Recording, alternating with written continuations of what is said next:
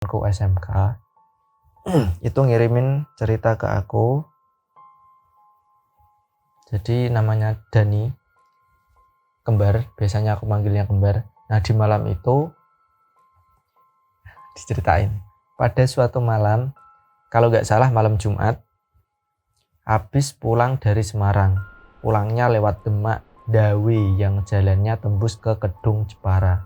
Nah saat perjalanan melewati beberapa samudra, kok samudra atau bos? Yang kanan kirinya sawah, dan katanya ada mitos di tengah-tengah sawah ada sosok makhluk halus. Saat itu aku bertiga, temen-temenku nggak ngelihat, yang ngelihat cuma aku aja. Tak bilangin pada gak percaya. Nah setelah ngelewatin sawah itu temanku baru ngeh, temanku kesurupan dan harus balik ke tempat itu lagi. Jadi di suatu ketika mereka itu dari Semarang perjalanan balik ke Jepara, di waktu di Demak mereka itu sempat dengar bahwa di tempat tersebut itu ada mitos kalau di sana ada penunggunya.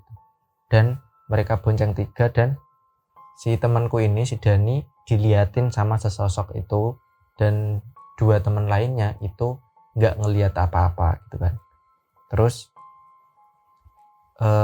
setelah jauh udah ngelewatin tempat itu, dan Dani kan cerita ke teman-temannya, dan teman-temannya itu gak percaya. Kemudian salah satu temannya itu katanya ada yang kesurupan dan harus balik ke tempat itu ataupun sawah itu kan. Kemudian mereka balik, kemudian mereka bertemu orang yang disegani di sana. Jadi aku ya sempat bertanya di sini, loh katanya sepi sawah-sawah tapi kok ada orang di sana kan, aku gitu. Kemudian dijelasin kalau di sana itu ternyata ada pemukiman dan ada masjid juga gitu. Kemudian mereka waktu balik itu ketemu orang yang dituakan ataupun orang yang disegani di sana. Dan kemudian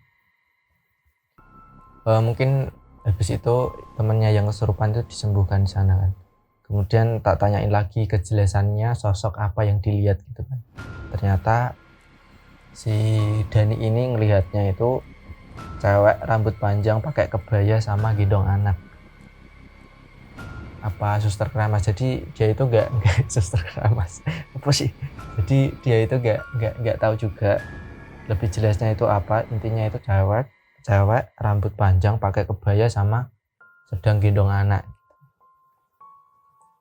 Cukup ini sih. Kemudian lanjut di cerita kelima.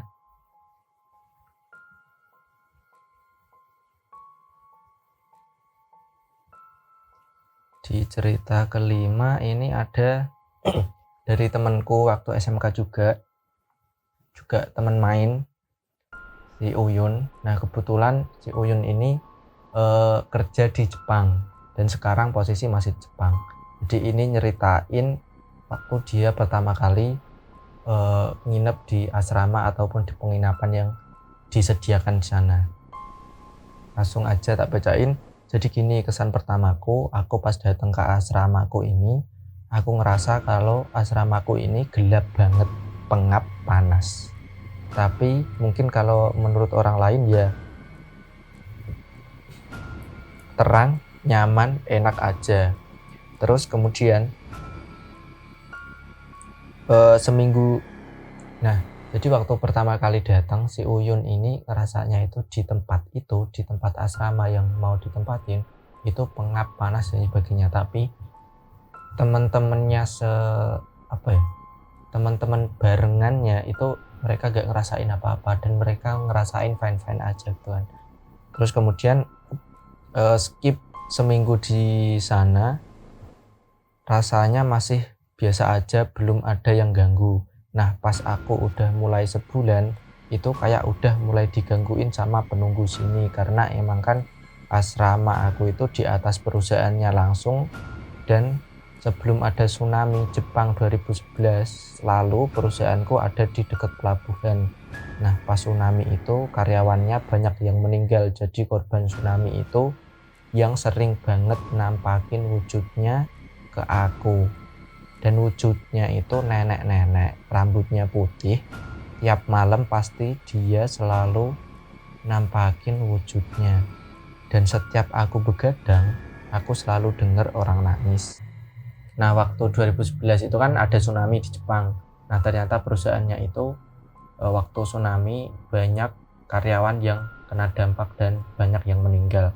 Nah, orang-orang yang meninggal itu yang istilahnya apa ya, gentayangan dan sering gangguin si Uyun ini, temenku ini. Nah, yang gangguin itu wujudnya nenek-nenek rambutnya putih. Pasti di tiap malam itu waktu dia begadang, karena biasanya itu kan dia teleponan dan sebagainya, itu mereka itu bukan mereka, si Uyun ini sering ditampakin wujud nenek-nenek rambutnya putih.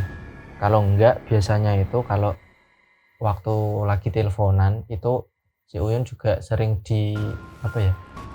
didengerin suara-suara, kalau enggak ketawa ya nangis katanya gitu. Nah, setiap teleponan pun orang yang diajak teleponan itu pasti ngerespon balik, loh kok kan udah malam, masa temanmu belum tidur, kok ada orang ketawa ataupun kok ada orang yang nangis gitu. Dan katanya itu suaranya itu emang benar-benar keras gitu kan. Kemudian selain itu dia juga ditampakin itu sosok bapak-bapak kayak satpam gitu dan jagain di pintu keluar. Hantu Jepang katanya lebih serem dari Indonesia gitu. Seremnya kenapa?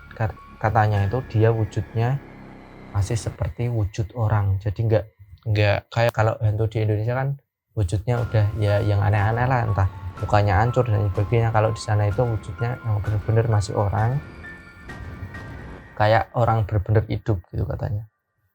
Terus tak tanyain, dan itu masih sampai sekarang digangguinnya gitu kan, apa kalian udah pindah apa gimana. Ternyata mereka itu belum pindah dan gangguannya itu masih ada sampai sekarang gitu kan. Terus aku tak tanyain lagi, kalau kalian merasa diganggu kok kalian nggak bilang gitu, entah ke atasan ataupun ke penjaga gedung gitu kan. Nah, ternyata orang Jepang itu nggak percaya kayak gituan, percayanya sama hantu yang legenda zaman dulu gitu katanya. Cukup menarik cerita-cerita kali ini, dan ini aku nyeritainnya bener-bener sekarang udah jam setengah dua pagi. Dari beberapa cerita yang udah masuk, menarik semua dan ya cukup bikin, sebenarnya aku kurang begitu nggak merinding juga sih, lebih ke penasaran aja dari beberapa kasus ataupun topik yang ada, ataupun dari beberapa kasus ataupun topik ataupun cerita yang ada, itu malah bikin aku penasaran dan bikin aku tanya-tanya. Mungkin nanti di next video ataupun gimana, aku pengen lebih tanya-tanya lebih jauh lagi sama si Uyun ini sih. Nanti kalau mungkin dan bisa dan memungkinkan, aku mungkin bakalan bikin konten video call dengan Uyun yang sekarang posisinya masih di Jepang, dan kita nanti tanya-tanya secara langsung gitu kan, kalau memungkinkan dan kalau si Uyun ini bersedia gitu.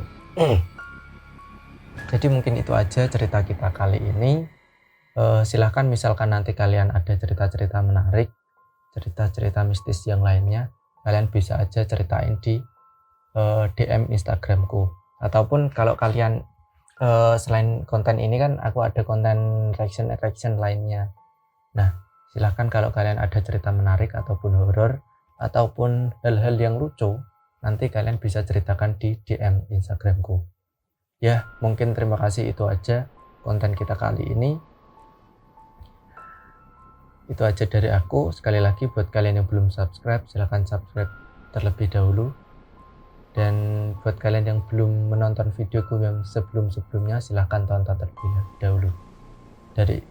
Dari aku itu aja. Terima kasih udah nonton video ini. Jangan lupa like, comment, dan share, dan juga subscribe. Bye.